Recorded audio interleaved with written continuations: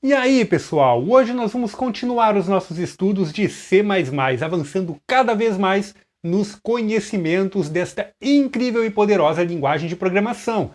Hoje vamos falar sobre sobrecarga de funções. Você vai entender o que é isto logo depois da vinheta.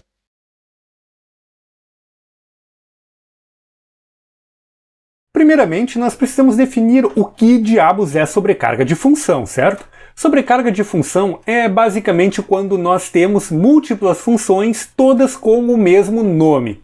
Tá, mas espera aí, é possível fazer isto? No C, sim, só que existem alguns critérios que você precisa seguir para que não dê problema. O primeiro deles é que essas funções elas precisam ter entradas diferenciadas para que o compilador entenda quando utilizar uma em detrimento da outra.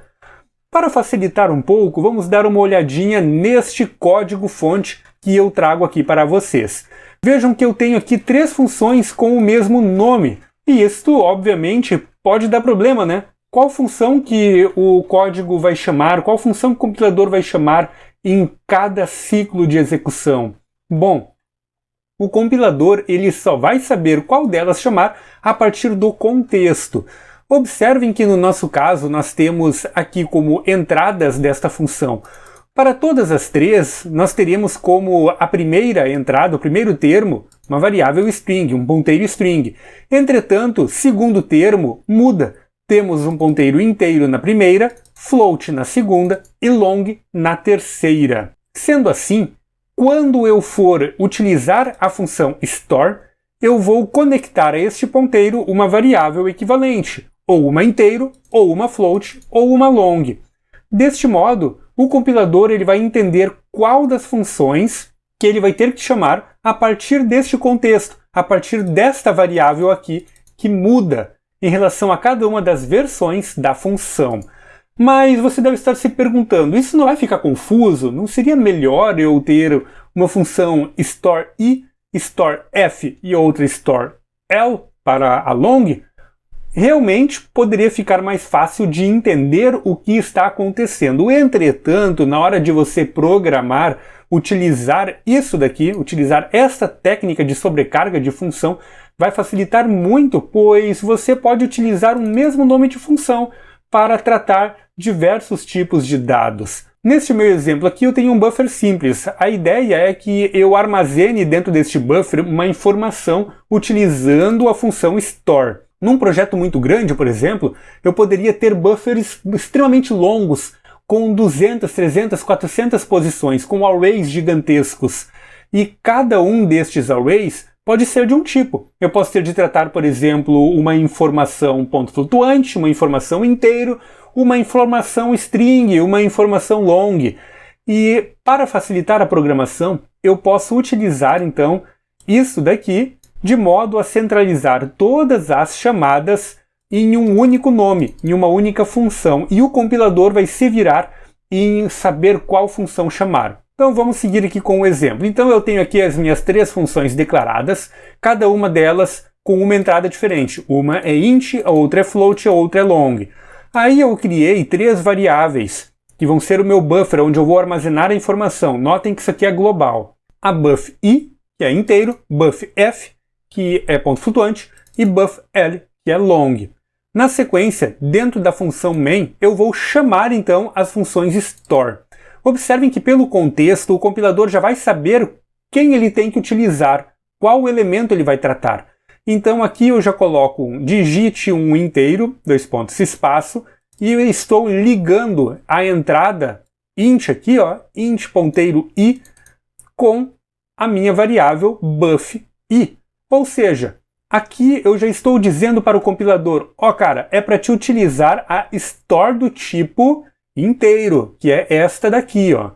Aqui dentro não tem nada demais, né? Eu só tenho um cout aqui para capturar a informação e depois um cin para devolver a informação para o ponteiro i, que aí vai armazenar dentro da variável inteiro. Eu poderia ter outras coisas aqui. Eu poderia, por exemplo, simplesmente fazer a rotação da informação, poderia ter todo um tratamento aqui para armazenar isto, né? Fica para o próximo vídeo, se vocês quiserem ver este exemplo, estoura aí no like, pede nos comentários, ok?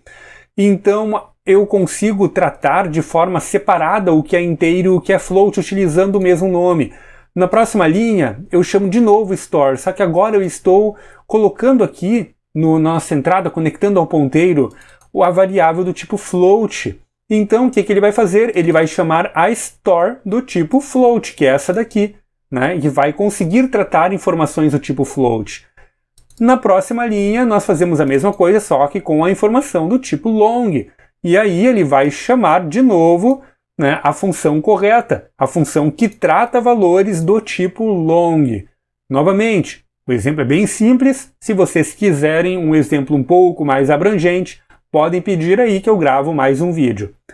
Então, quando eu rodar isso daqui, ele vai chamar cada uma das funções corretas, todas elas têm o mesmo nome, a única coisa que diferencia é a entrada, vai rodar tudo bonitinho, e no final, na linha 19, ele vai plotar para nós as informações, a informação inteiro descarregando a variável buff_i, a informação float descarregando a variável buff_f, e, finalmente, a informação long descarregando a variável buff_l.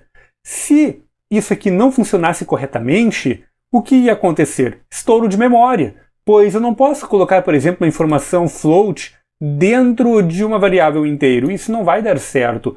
Então, quando ele chama aqui a função store, ele vai fazer certinho a seleção para nós, apesar de todas elas ter o mesmo nome, utilizando o contexto das variáveis, ou melhor, dos ponteiros de entrada da função. Vamos então rodar este exemplo. Aí está ele, digite um inteiro, vamos botar 6, digite um ponto flutuante, 1.5, digite um long, 1, 2, 3, 4, 5, 6, 7, 8. E aí está, olha só, ele chamou as funções corretas, armazenou a informação na variável correta e depois retornou para nós os valores armazenados, fazendo assim a correta seleção de qual função ele precisa utilizar para cada contexto, para cada tipo de variável. E este foi o nosso vídeo da semana, onde nós trouxemos para você mais um conhecimento importantíssimo em C, que vai ajudar bastante você na hora de desenvolver os seus projetos. Gostou do vídeo? Deixa aquele like para ajudar com o crescimento do canal e também para instruir a plataforma do YouTube que você está gostando do nosso conteúdo. Caso você não deixe o like, não vai mais receber as notificações. É muito importante que você o faça para que o YouTube continue notificando você dos nossos novos vídeos.